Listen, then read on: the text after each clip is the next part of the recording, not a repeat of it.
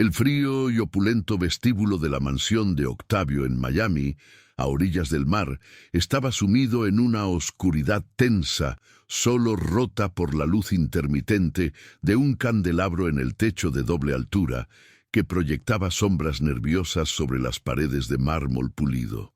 Eran las 3 de la madrugada y el aire olía a salinidad marina mezclada con el dulzor rancio del champán y el costoso perfume de diseñador. De pronto, la pesada puerta de caoba se abrió con un crujido metálico. Octavio, el magnate inmobiliario de 48 años, entró en el vestíbulo. Llevaba un smoking de Armani ligeramente arrugado y su rostro, marcado por la arrogancia y el cansancio de una noche de negocios, mostraba una impaciencia por llegar a la cama, ignorando el silencio premonitorio de su propio hogar. Octavio activó el interruptor principal y una luz cruda inundó el espacio, revelando la escena al pie de la gran escalera. Allí estaban, inmovilizadas por el terror del momento, 2 figuras con una pequeña mochila a sus pies. La primera era Isabella, su hija de 16 años, frágil bajo una cazadora oscura y unos jeans funcionales, no los vestidos de gala que su padre le obligaba a usar. Sus ojos, aunque hinchados por el llanto reciente, brillaban ahora con una determinación desesperada, como la de un animal acorralado que solo piensa en huir. La segunda figura era María, la empleada, de 35 años, con una postura de lealtad y protección inquebrantables, actuando como el único ancla emocional de la niña. La visión de su hija a punto de abrir la puerta principal, con actitud de fuga y en compañía de una empleada, golpeó a Octavio como una descarga eléctrica. Su arrogancia inicial se transformó inmediatamente en una furia posesiva. ¿Cómo se atrevían? Su mansión, su castillo de cristal, estaba siendo profanada por la desobediencia y el caos. La preocupación por su imagen social, por lo que diría el personal de servicio, eclipsó momentáneamente cualquier instinto paternal.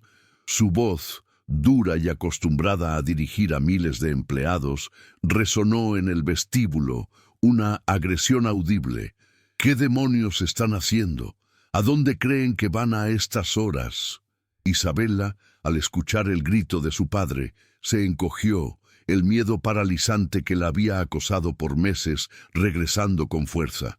El brillo de la esperanza de libertad se atenuó, enfrentada a la figura imponente y poderosa de su padre. Su dolor no era físico, sino la agonía del abandono emocional y el trauma silencioso que vivía bajo el mismo techo. Ella sabía que su padre, el hombre que podía mover mercados enteros, era ciego a la verdad más importante, el peligro que la acechaba en su propio santuario. María, en ese instante, tomó la delantera. Sabía que un acto de sumisión sellaría el destino de ambas. La empleada, acostumbrada a luchar contra las dificultades de la vida como inmigrante, se interpuso ligeramente entre Octavio e Isabella, su postura de protectora inalterable. Sus ojos miraron a los del magnate, no con insolencia, sino con una profunda acusación. Octavio pasó de la furia inicial a una punzada de miedo y confusión al ver el genuino desespero en la mirada de su hija y la firmeza desafiante de María. El evento desencadenador alcanzó su clímax verbal en la respuesta de María, la frase marcada que iniciaría el giro de toda la trama. La niñera, con la voz embargada pero firme, articuló la verdad que Octavio había suprimido. Fue un ataque directo a la ceguera del millonario, una declaración que sugería que la negligencia no era ignorancia, sino complicidad pasiva. Octavio, en su traje de gala y su armadura de poder, se tambaleó mentalmente, incapaz de procesar el significado real de las palabras.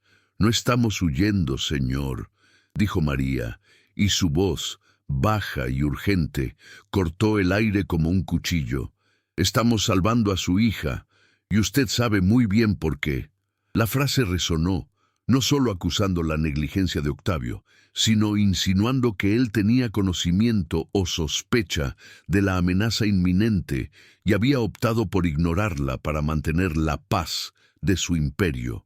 Esta era la apertura para la conexión, el punto de quiebre donde el poder de Octavio se enfrentaría a la verdad emocional. Octavio sintió la sangre helada. Detrás de la arrogancia, una pequeña fisura de pánico se abrió. No podía llamar a la policía sin un escándalo, y no podía despedir a María sin que su hija se derrumbara. El silencio firme de Isabela y la mirada acusadora de María lo obligaron, por primera vez en años, a confrontar la devastadora verdad que había mantenido enterrada bajo su pila de contratos y fiestas. Su contradicción interna se exponía, su éxito como magnate, su fracaso como padre. ¿Creen que el millonario realmente sabía el peligro? La frase de María es un gancho brutal. Comenten ahora mismo. ¿Creen que hay algo más importante que la reputación de un padre? Sigamos descubriendo la devastadora razón. La vida de Octavio había sido una escalada implacable hacia la cima. Era un hombre que se definía por el control. Controlaba mercados, controlaba a sus empleados, controlaba su imagen pública. Sin embargo, su éxito era una máscara para el vacío emocional. Después de la muerte de su esposa, el dolor había sido rápidamente reemplazado por el trabajo, una adicción que le permitía ignorar la necesidad de intimidad con su hija.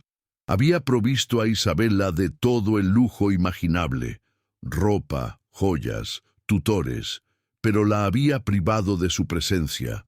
Su conflicto interno radicaba en su incapacidad para amar sin medir. Creía que el dinero era la máxima expresión de cuidado. Isabela, por otro lado, creció en la opulencia, pero su vida era una existencia silenciosa y solitaria. Desde hace más de un año, el abuso psicológico y las amenazas sutiles de su tío abuelo, un socio familiar que vivía en la casa con la excusa de una enfermedad terminal, habían convertido la mansión en una celda de terror. Isabela no se atrevía a hablar con su padre, porque cada vez que intentaba mencionar algo, él la interrumpía, minimizando sus miedos como drama adolescente o histeria femenina. Ella había internalizado que su voz no valía nada en ese mundo de negocios y apariencias. Su dolor era la sensación de un abandono activo por parte de su propio padre. María, la empleada, era la única adulta en la casa que realmente la veía. Había llegado como inmigrante, buscando una vida mejor, y su pureza se basaba en la lealtad desinteresada y un sentido de justicia del campo. Ella notó los cambios, la pérdida de peso de Isabela, su aislamiento, el miedo reflejado en sus ojos cada vez que el tío abuelo se acercaba. Su vínculo se había formado en los silencios, en los pequeños actos de bondad, como llevarle un tazón de sopa caliente a medianoche o simplemente sentarse a escuchar. María había sido testigo silencioso del deterioro, sintiendo la impotencia y el terror de ser cómplice involuntaria del sufrimiento de la niña.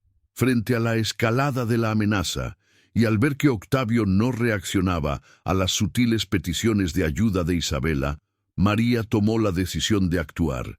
Esa misma noche, el tío abuelo, aprovechando la ausencia de Octavio en la fiesta, había cruzado una línea inaceptable, y el miedo paralizante de Isabela se había transformado en una desesperación por la supervivencia. María la encontró llorando, empacando unas pocas pertenencias. Su elección fue simple. La vida de la niña valía más que su trabajo o su seguridad como indocumentada. En el vestíbulo, Octavio intentó retomar el control, amenazando con llamar a seguridad, con despedir a María y deportarla. Tú no tienes derecho a sacar a mi hija de mi casa. Te pagaré el doble, pero vuelve a tu sitio, ahora mismo. Su voz era el eco de su trauma interno. El miedo a que el escándalo destruyera su imperio y revelara su incapacidad de proteger a su familia. Pero su amenaza no tuvo efecto. María no se movió. y la firmeza silenciosa de Isabela le devolvió el golpe. Isabela se soltó de la mano de María y se acercó a su padre, un paso que requirió una valentía sobrehumana. Estaba temblando, pero sus ojos ya no miraban al suelo. Miró a su padre, al magnate, y le dijo la razón devastadora que él había ignorado. No estamos huyendo de la casa, papá, estamos huyendo por lo que hay dentro.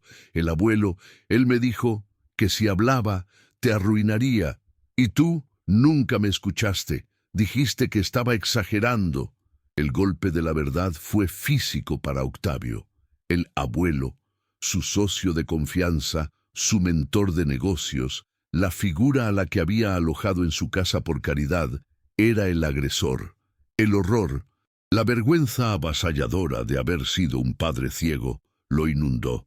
Se desplomó ligeramente contra la pared de mármol. El vínculo se forjó en esa vulnerabilidad cruda. Isabela finalmente había hablado, y Octavio finalmente había escuchado. El instinto paternal, enterrado bajo años de negligencia, se despertó con la fuerza de un volcán. Octavio ya no intentó detenerlas. El miedo al escándalo se hizo secundario a la terrorífica comprensión de lo que casi perdía. Dios mío. Isabela, lo siento por ser un ciego, susurró, la voz rota por la realización. Su decisión de acción inmediata fue la virada emocional. En lugar de dejarlas huir, tomó el control para protegerlas. María, Isabela, escúchenme, no van a ningún lado. El peligro está aquí, pero yo voy a controlarlo, no, yo voy a destruirlo. Actuó con la misma precisión que usaba para cerrar un trato de millones. Escondió a Isabela y María en el anexo de seguridad de la mansión, una suite blindada a prueba de sonido y sin cámaras, cuyo acceso solo él conocía. Les prometió seguridad total. Mientras ellas se refugiaban, el conflicto se desplazó al ámbito externo. El enfrentamiento con el tío abuelo. Octavio, con el rostro endurecido, se dirigió a su oficina para recopilar pruebas y establecer un plan de ataque. La tensión aumentó. El tío abuelo, sintiendo la ausencia de Isabela y María a la mañana siguiente, no tardó en manipular la situación. Lo primero que hizo fue intentar chantajear a Octavio, usando información confidencial de negocios que conocía. Octavio, no hagas una locura por un berrinche de niña. Un escándalo así destruirá la compañía. ¿De verdad vas a creer a la empleada antes que a tu propia sangre y a tu reputación? La presión externa era brutal, elegir entre el amor por su hija y la ruina de su imperio.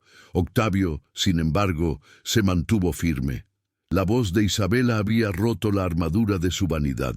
La sociedad de la Alta Roda, que ya rumoreaba la desaparición de la hija y la empleada, comenzó a criticar la actitud de Octavio, juzgando su protección a María, una inmigrante, en detrimento de la honra, de la familia y el silencio. Pero a Octavio ya no le importaba. Su única preocupación era la seguridad emocional de su hija. María, desde el anexo, se convirtió en el apoyo logístico y emocional. Ella grabó los detalles de las amenazas y los días de abuso. Ella era la prueba viviente de la verdad de Isabela. El vínculo se consolidaba en la alianza. María no era una empleada, sino la guardiana de la verdad. El miedo interno de Octavio a la ruina se combatía con la visión del terror en los ojos de Isabela. Él pasó días sin dormir, reuniendo documentos para desvincular al tío abuelo de la empresa sin darle oportunidad de contraataque. El desarrollo del personaje de Octavio era evidente. Estaba sacrificando su control neurótico y su vaidad por la integridad de su hija. Estaba aprendiendo a ser padre, una lección que valía más que todos sus bienes. La dificultad externa se presentó en el mundo legal. El tío abuelo, influyente y poderoso, contrató a un equipo de abogados para desacreditar a María e Isabela, acusando a la niña de invenciones. El conflicto exigía un acto de valentía pública y total transparencia por parte de Octavio. No podía seguir escondiéndose detrás de la seguridad. La tensión se dirigía hacia el enfrentamiento inevitable. Octavio sabía que no bastaba con apartar al tío abuelo. Tenía que exponer la verdad para validar la palabra de su hija y liberar su alma de la culpa. La preparación para el clímax estaba completa. La verdad, el amor incondicional y la integridad se enfrentarían a la mentira, la avaricia y la manipulación, en un escenario donde el mundo entero sería testigo de la transformación de un magnate ciego.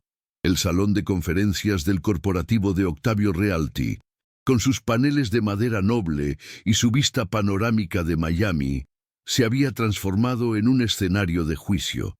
Octavio había convocado una reunión de emergencia de la junta directiva y a los principales socios familiares.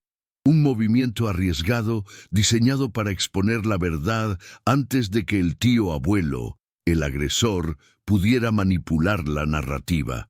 La tensión era palpable. Los hombres de negocios, con sus trajes perfectamente cortados, susurraban sobre la posibilidad de un escándalo que destruiría billones. El tío abuelo, con una calma forzada y una sonrisa de confianza en sí mismo, estaba sentado en la cabecera de la mesa, rodeado de sus abogados. Había venido preparado para la guerra, listo para desacreditar a María como una empleada resentida y a Isabela como una adolescente inestable. Su estrategia era simple: proteger la honra de la familia a toda costa y mantener la fachada de su enfermedad para generar compasión. Octavio entró en la sala, ya no con el smoking de la noche de la fuga, sino con un traje oscuro de corte impecable, pero su expresión no era la de un magnate, sino la de un padre en guerra. Había dejado su vaidad en la puerta. Se paró en el centro de la mesa, ignorando la agenda de negocios. «Caballeros», comenzó Octavio, su voz resonando con una autoridad desconocida, «esta reunión no es para hablar de bienes raíces, es para hablar de integridad y de la seguridad de mi hija». El tío abuelo intentó interrumpir inmediatamente, usando su rol de socio fundador. «Octavio, si es un asunto personal, deberíamos...» Octavio lo cortó con una mirada de hielo. «No, no es personal, es criminal». Sacó de un sobre una serie de documentos y grabaciones que María había ayudado a compilar. Registros de las amenazas, reportes de comportamiento sospechoso. El aire en la sala se hizo más pesado. La incredulidad se mezcló con el horror. Octavio continuó, su voz cargada de una emoción cruda, realizando la superación de su dolor interno. «Yo pasé años intentando proteger mi reputación, mi imperio. Estaba ciego. Creí que el silencio y el dinero podían comprar la paz. Creí que los berrinches de mi hija eran menos importantes que la sociedad de mi tío. Casi perdí a mi hija por mi negligencia». Su admisión de culpa era un acto de vulnerabilidad sin precedentes. El tío abuelo se levantó, indignado, con el rostro rojo de furia. «Esto es una calumnia. Es la histeria de una niña malcriada y la venganza de una empleada indocumentada. Yo soy su familia, Octavio. Yo te crié. No puedes hacerme esto. Destruirás todo lo que construimos». Era el último intento de manipular la lealtad de la junta. Y entonces ocurrió el giro decisivo. La puerta de la sala se abrió y entraron Isabela y María, parándose con una dignidad que contrastaba con la arrogancia de los hombres en la sala. María sostenía la mano de Isabela. La presencia de la hija, vestida de forma simple pero con una determinación implacable, era el testimonio más poderoso. Isabela se acercó un poco a la mesa. Su voz era temblorosa, pero clara, magnificada por el silencio de la sala. No habló de odio, sino de la necesidad de verdad. Él me dijo que papá nunca me creería. Me dijo que un escándalo era más importante que mi seguridad. Me dijo que yo no valía la pena. La niña, con la fuerza que María le había dado, estaba testificando contra su agresor y contra la negligencia de su padre. Octavio miró a su hija, la superación de su ego total. Se acercó a ella y en un gesto que conmovió a los presentes, se arrodilló sin importarle los testigos o su reputación. Isabela, te escucho y te creo, elijo la verdad, y a partir de hoy yo elijo protegerte a ti, a cualquier costo. No hay negocio o riqueza que valga la integridad de mi hija. Era la declaración de amor y lealtad que Isabela siempre había necesitado. El diálogo emocional fuerte se completó con la confrontación final del magnate al agresor. Octavio se levantó y se dirigió a su tío con una furia fría. Yo perdí años intentando proteger la imagen de la familia. Hoy decido proteger a mi hija. Te vas ahora mismo de mi empresa y de mi vida. La verdad ha ganado, y la verdad tiene mi nombre y el de Isabela. El vínculo entre los personajes se consolidó públicamente en ese instante. Isabela se lanzó a abrazar a su padre, un abrazo de confianza que valía más que todos sus contratos. María, al ver la escena, sonrió con lágrimas en los ojos. Su lealtad desinteresada había salvado a la niña y redimido al padre. Fue reconocida como una heroína, una protectora, no más como una empleada. El tío abuelo, derrotado y expuesto, se retiró de la sala, con su reputación hecha pedazos, su influencia nula frente a la valentía de un padre que finalmente había elegido a su hija. El clímax no solo había salvado a Isabela del abuso, sino que había salvado a Octavio de su propia ceguera emocional. Los miembros de la junta, atónitos, se dieron cuenta de que estaban presenciando un acto de coraje y no de negocios. El control neurótico de Octavio había sido reemplazado por la vulnerabilidad y la integridad. La riqueza del magnate ahora se pondría al servicio de la reparación, no del secreto. El acto de Octavio fue un sacrificio. Sabía que esto le costaría clientes y reputación, pero el rostro de Isabela, libre de terror, era su única recompensa. El clímax transformador había dado a la historia su verdadera dirección, la redención a través de la verdad y el amor incondicional. Tras el explosivo clímax, la vida de Octavio y su familia experimentó una transformación concreta e irreversible. El tío abuelo fue apartado de la empresa y enfrentó las consecuencias legales de sus actos. Una acción que, aunque generó un escándalo mediático masivo, liberó a Octavio de la carga de la mentira. El millonario, cuya vieja filosofía de vida era que el éxito se mide en activos, adoptó una nueva. Ningún negocio o riqueza vale más que la integridad y la seguridad de un hijo. Este cambio se manifestó en una decisión audaz. Octavio vendió una parte sustancial de sus activos inmobiliarios, cerca de $200 millones, para crear la Fundación Isabela, enfocada en el apoyo a adolescentes en riesgo y el abuso doméstico silencioso. La mansión, antes un símbolo de frialdad y negligencia, fue vendida. Octavio y Isabela se mudaron a una casa más modesta, pero llena de luz y vida, donde la comunicación y la presencia eran los pilares. Isabela, que había estado a punto de colapsar emocionalmente, comenzó un proceso de curación con un padre presente y atento. Ella recuperó su salud emocional y meses después comenzó sus estudios universitarios enfocándose en la psicología para ayudar a otras víctimas.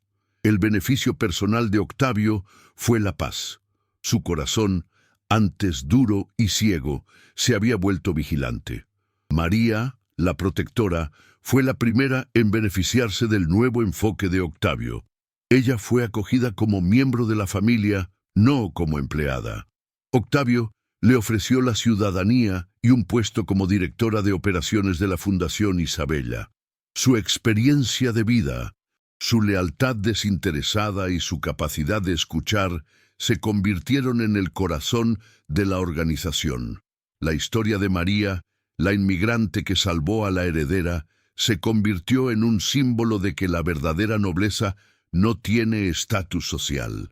La Fundación Isabela se convirtió en un modelo.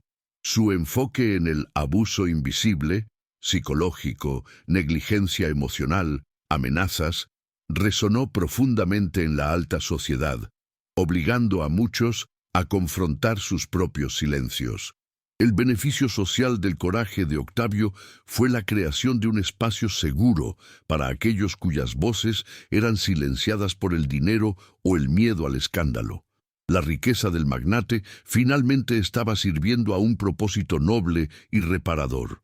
La relación entre Octavio e Isabela se transformó en una conexión inquebrantable.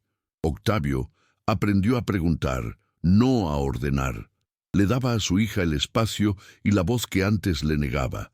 La imagen de Octavio ya no era la del magnate arrogante, sino la del padre redimido, un hombre que había aprendido que el poder real reside en la vulnerabilidad y la capacidad de admitir errores.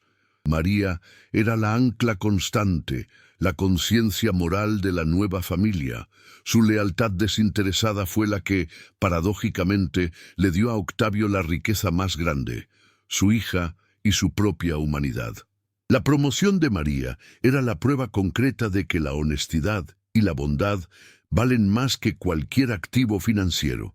La resolución de la historia fue inspiradora, porque fue el triunfo de la decencia sobre la vanidad. Octavio había entendido que la negligencia es una forma de abandono y que la verdadera riqueza de un padre es la vigilancia del corazón. El ciclo de frialdad y silencio se había roto, reemplazado por un ambiente de amor y comunicación abierta. 5 años después, Isabela, ahora una joven adulta de 21 años, graduada con honores en psicología social, estaba en el estrado de un evento benéfico de la Fundación Isabela. Su postura era de fortaleza y serenidad. A su lado estaba María, ya no como empleada, sino como su colega y mentora, la mujer que siempre le había creído. Octavio estaba en la primera fila, con una expresión de orgullo genuino. En el evento, una nueva familia, visiblemente desamparada, se acercó a la mesa de donaciones, con una adolescente asustada. Isabela, con la claridad de quien ha superado el trauma, se acercó a la joven, ofreciéndole una pequeña tarjeta con el logo de la fundación. «El primer paso para la libertad es pedir ayuda», dijo Isabela, su voz suave y firme, «y saber que, a veces, las voces más vulnerables son las únicas que hablan la verdad. Nosotros te escuchamos». El ciclo de la ayuda se cerraba con Isabela, la víctima, convertida en la liberadora, honrando la valentía de María y la redención de su padre. ¿Han hecho algún gesto de bondad que cambió una vida? Dejen un corazoncito si creen que el amor es más poderoso que cualquier riqueza. Comenten. El amor no tiene precio, si ustedes también creen en la bondad humana. Suscríbanse para más historias de segundas oportunidades.